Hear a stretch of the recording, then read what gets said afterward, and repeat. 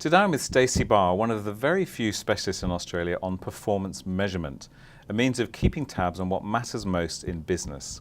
Stacey's passionate about something that frankly most of us don't think is particularly sexy. I certainly don't.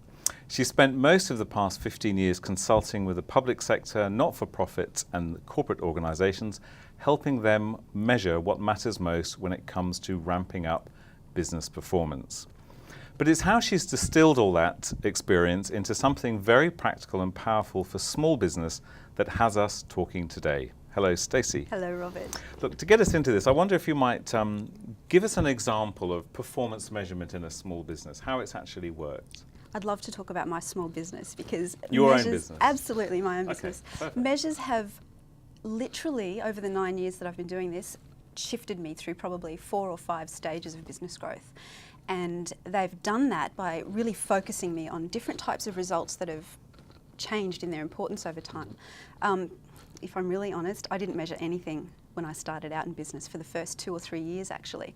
For the first 2 or 3 years, you were just doing it.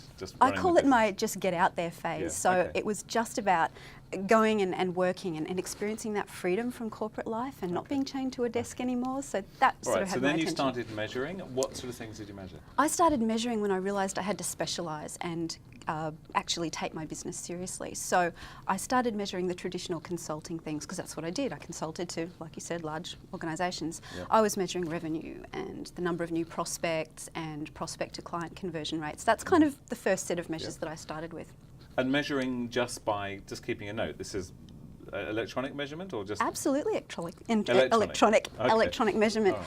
Yeah, because that's the easiest way to measure. You can be surprised. So you start looking at how many phone calls you've had, how many emails you've had, how many leads that have converted into every business. month. Absolutely. Yeah? Yep. Okay.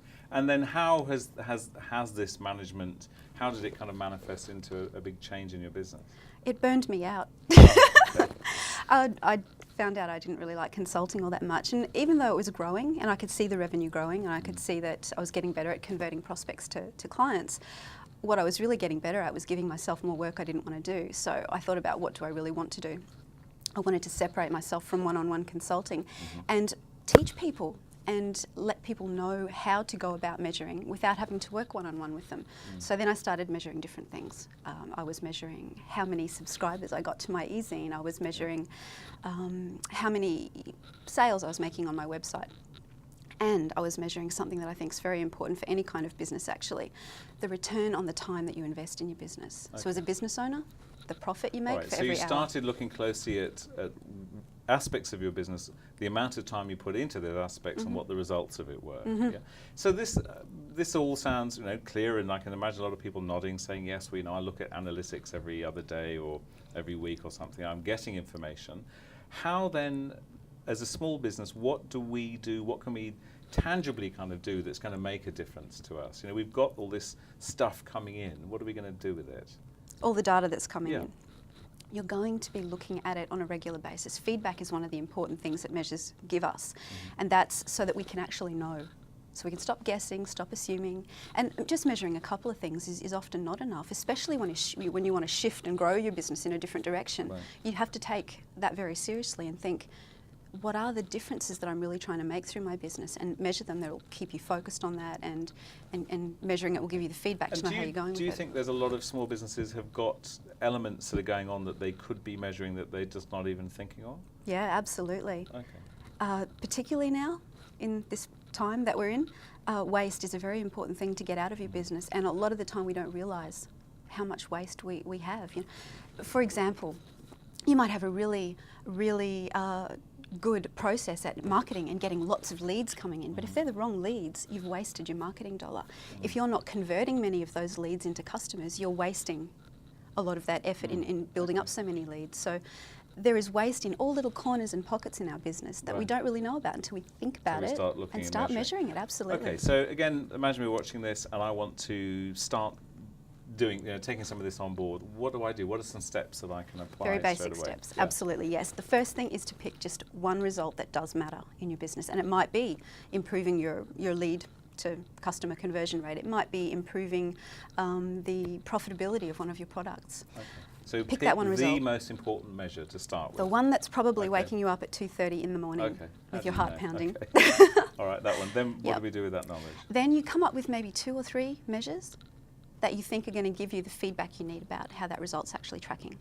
Okay, so if it was, as you say, generating leads, then we'd look at other areas of measurement that contribute to lead generation. You could, Would that be right? straight away, you could look at the number of leads that you're getting. Okay. Another measure that you could look at is what's it costing me to get those leads. Actually, I Okay. stopped one of my marketing campaigns because it was costing me 5 times as much to get leads that way than through other methods. So Right. you could measure the proportion of those leads that are actually ideal potential customers for you. Okay. Right. So where you're in instances where you're getting leads that just aren't right for you, which Absolutely, a which lot is of waste. businesses. Okay, so I've got the main item. I've broken it down into 2 or 3. What next? Start looking at how you can get the data for those things, and don't get hung up on perfect data, Robert. Right. You just get the data that you can and you make the best of it and you start measuring and you will find ways to improve that data. But the more important thing is to just get in there and start acting, start measuring. Okay. Next point. Next point is to graph your measures. So Okay. you want to be looking at your measures probably weekly or monthly in small business. That seems to, the world changes quite quickly. Yep. And look at a nice long time series Okay. so you can see the patterns. How long a time? I would recommend if you're measuring something monthly, probably 2 years if you can. 2 years. Yeah. Okay. So if anyone watching this now might start now, but are you saying it's not going to be meaningful for a couple of years, or should they go You're still going to get backwards? much better information than Okay. having nothing at all. But Yep. if you can go backwards, do it. And often that's not that difficult to do. It's just about pulling data out of systems that you might already have, your financial system, your leads database, those sorts of things. Okay. All right. Any other points we should look at? Yeah, when you are looking at those graphs, look for patterns. Don't look at what it was last month compared to the month before.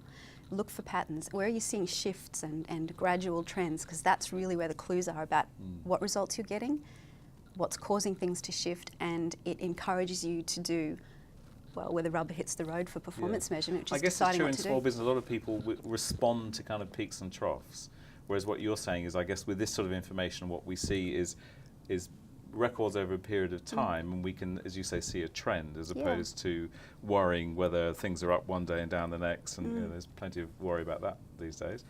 Okay. Any other points?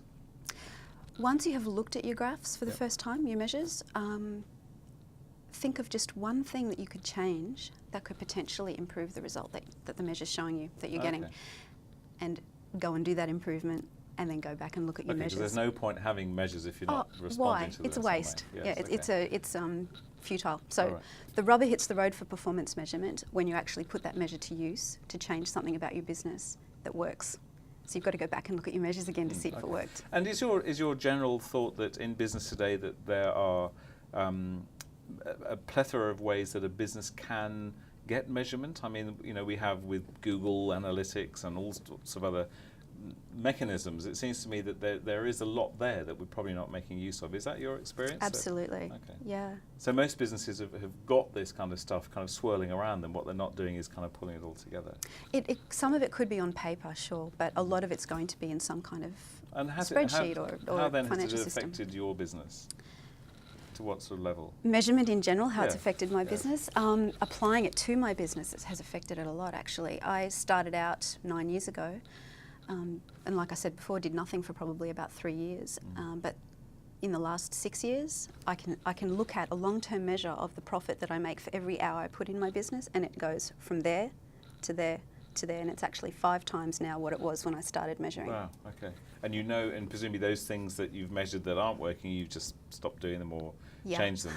Okay. Yeah, in some absolutely. way. But always trying to keep it on a simple few. So that's why I would recommend start with one result Yeah. and measure that. and Okay, then build perfect. We'll momentum. put those points up, and if anybody wants to get more information, you've put together a report, I gather? Absolutely, to help Okay. with that first step of deciding Yeah. which result.